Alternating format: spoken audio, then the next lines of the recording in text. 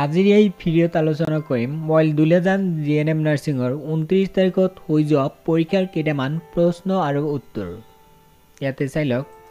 1 number প্ৰশ্নটো হ'ল what is the capital of Myanmar? ম্যানমাৰৰ ৰাজধানী কি সুধিছিল? উত্তৰটো হ'ব নেপিডাও। তাৰপিছত 2 নম্বৰ হ'ল who is the author of book Discover of India? ইয়াতে কৈছে যে ডিস্কভাৰ অফ ইণ্ডিয়া কিতাপৰ লিখক কোন? উত্তৰ হ'ব জৱাহৰলাল নেহৰু। তাৰপিছত 3 নম্বৰ হ'ল what is the chemical formula of baking soda?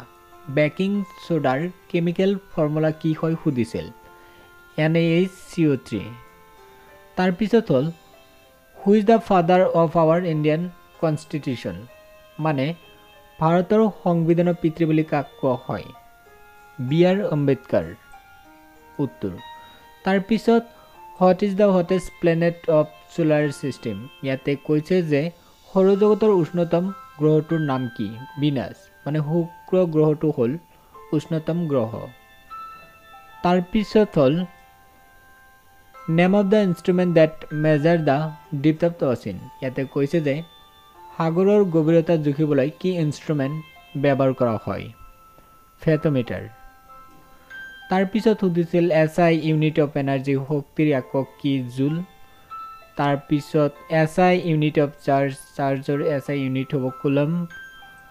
তাৰপিছত when the World Wildlife Act was established? ইয়াতে কৈছে যে বন্যজীৱন আইন কেতিয়া প্ৰতিষ্ঠিত হৈছিল? 1972। নীতি আয়োগ ইয়াৰ ফুল ফৰ্ম আহিছিল নীতি আয়োগ। এইটো হ'ল NITI মানে হ'ল national institution for transforming India.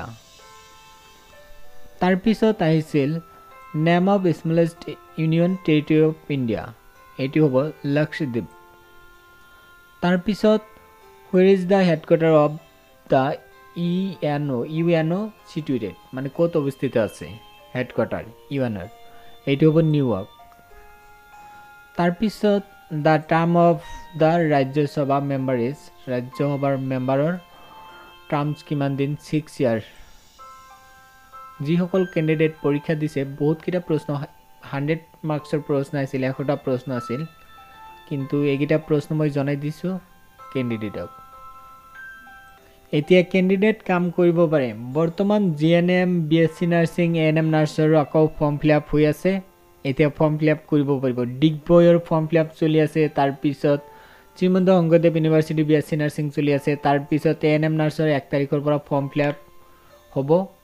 অসমৰ প্ৰত্যেক কেণ্ডিডেট ফৰ্ম ফিল আপ কৰিব পাৰিব যিটো ANM নাৰ্ছৰ ফৰ্ম ফিল আপ হ'ব ডিচেম্বৰ মাহৰ 1 তাৰিখৰ পৰা।